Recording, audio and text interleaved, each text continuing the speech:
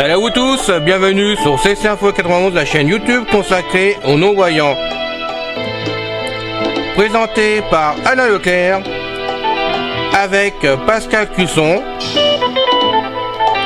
Musique de notre ami José Licenciato, qui nous l'offre gratuitement la musique, merci à lui.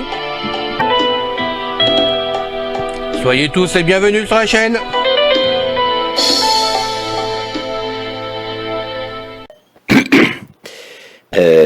Bien le bonjour, chers auditeurs. C'est encore une fois Pascal Cusson parmi vous pour la chaîne d'info Ceci Info 91, chaîne YouTube créée par notre ami Alain Leclerc, destinée à vous informer sur une foule de sujets qui, nous pensons, peuvent vous intéresser. Aujourd'hui, nous allons poursuivre les fascicules sur l'histoire du monde.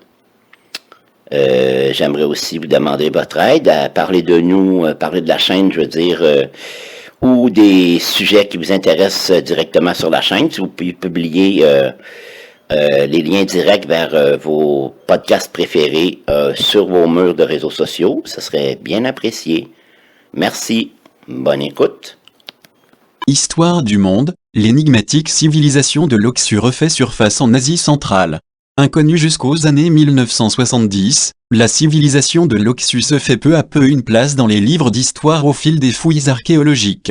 C'est une histoire de grandeur et de décadence qui s'est jouée dans les plaines et oasis fertiles de l'Asie centrale à l'âge du bronze, entre 2400 et 1500 avant notre ère.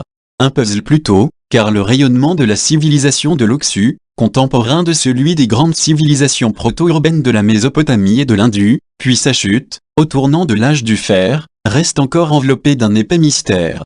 Cette culture n'a laissé que peu de traces dans l'histoire. De brèves mentions dans des épopées et des textes administratifs mésopotamiens, qui évoquent des relations commerciales ou des batailles avec des villes à l'est de l'Empire. Ces vestiges matériels n'ont commencé à être dégagés de leur gangue de terre que dans les années 1940 au Turkménistan, par des archéologues soviétiques. Durant des décennies du reste, ils ont été pris pour une simple émanation de la civilisation mésopotamienne ou de celle de l'Indus. Ce n'est qu'à partir des années 1970 que l'image d'une civilisation propre s'impose. Elle s'incarne dans un réseau de sites fortifiés qui ont prospéré dans des oasis, dans les plaines arrosées par les grands fleuves de la région, comme l'Amou Daria, dont l'ancien nom, Oxus, a servi à désigner ces terres culturelles. Le Turkménistan et l'Afghanistan actuel concentrent la plupart des sites, mais certains ont aussi été identifiés en Ouzbékistan et, récemment, dans le nord-est de l'Iran. Initialement, des communautés sédentaires d'agriculteurs et d'éleveurs se sont formées dans des villages de briques crues, qui se sont mués en véritables cités à l'âge du bronze moyen. L'Oxus a été l'un des pôles de la révolution urbaine, souligne Giulio Bandesus Sarmiento, archéologue au laboratoire d'éco-anthropologie du Musée de l'Homme et co-directeur de la mission archéologique franco-turkmène. On y retrouve toutes les caractéristiques d'une société complexe, la création de cités à l'architecture monumentale, avec des fortifications, des palais, des temples, des bâtiments administratifs, des zones de stockage des denrées agricoles et de grandes nécropoles abritant des milliers d'inhumations, une société marquée par l'apparition d'une hiérarchie sociale, peut-être religieuse, capable de construire des grands canaux d'irrigation pour une vaste agriculture, et de développer un commerce international. La civilisation de l'Oxus se distingue surtout de sa voisine mésopotamienne en termes d'échelle. Ces cités, couvrant une quinzaine à une trentaine d'hectares, abritaient des milliers de personnes, tandis que leurs homologues mésopotamiennes, s'étendant jusqu'à 60 à 80 hectares, regroupaient des dizaines de milliers d'habitants. Ce n'est pas le premier parallèle historique que l'on peut dresser entre le Turkménistan méridional et le Proche-Orient. Il y a 8000 ans, la région avait aussi joué un rôle essentiel dans la diffusion de l'agriculture en Asie centrale, au point que certains archéologues soviétiques l'ont comparé aux croissants fertiles.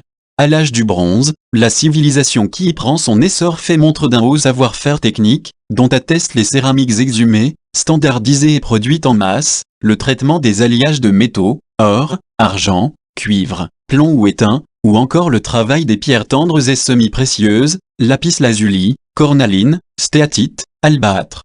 Ces cités sont aussi intégrées dans des réseaux d'échanges commerciaux longue distance, dont une protoroute de la soie, dédiée à l'étain et au lapis-lazuli.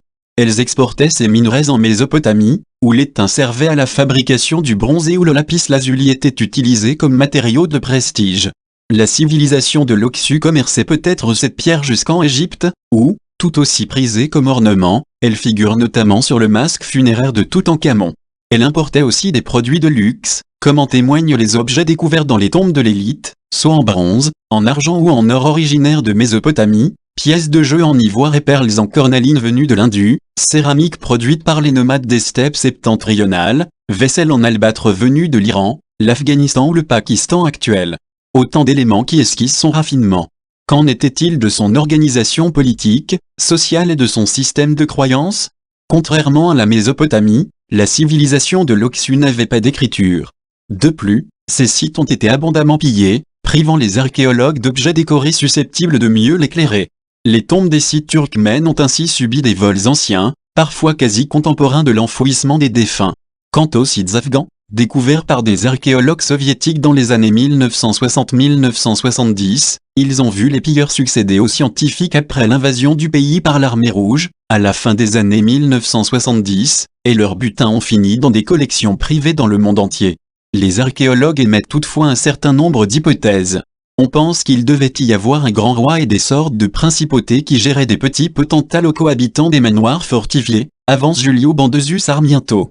Selon le chercheur, l'Oxus a aussi réservé une place particulière aux femmes. On est face à une société où le rôle de la femme est important. Il y a une déesse féminine maîtresse de la faune, figurée assise sur un dragon ou en train d'étrangler des animaux, représentée systématiquement dans l'iconographie, dont la fameuse princesse de Bactriane. Sans oublier que les tombes féminines semblent être plus riches que celles des hommes. Par ailleurs, dans les tombes mésopotamiennes, les femmes viennent en accompagnement des hommes. Dans celle de l'Oxus, on a l'impression que ce sont les femmes qui sont accompagnées. L'épilogue de cette page d'histoire centra-asiatique conserve en revanche tout son mystère. La civilisation de l'Oxus décline et tend à disparaître à l'âge du bronze final, entre 1700 et 1500 avant notre ère. Un écroulement qui a alimenté de multiples hypothèses. Invasion barbare, crise climatique, surpopulation, perturbation des échanges commerciaux ou encore bouleversements politiques et sociaux internes ont été évoqués comme autant de fossoyeurs potentiels. Il y a une hiérarchie sociale qui s'effondre, des villes qui disparaissent, et une réoccupation plus modeste du territoire, note Julio Bandesus Sarmiento.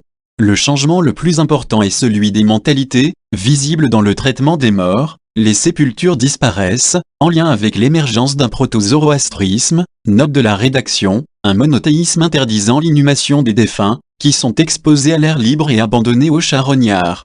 Il a dû se passer quelque chose de radical, les gens ne croyaient plus en leur dieu ni en leur élite. L'archéologue écarte toutefois l'idée de peuplade barbare jouant les ferments de déstabilisation. Les récentes recherches ADN montrent une certaine continuité de peuplement.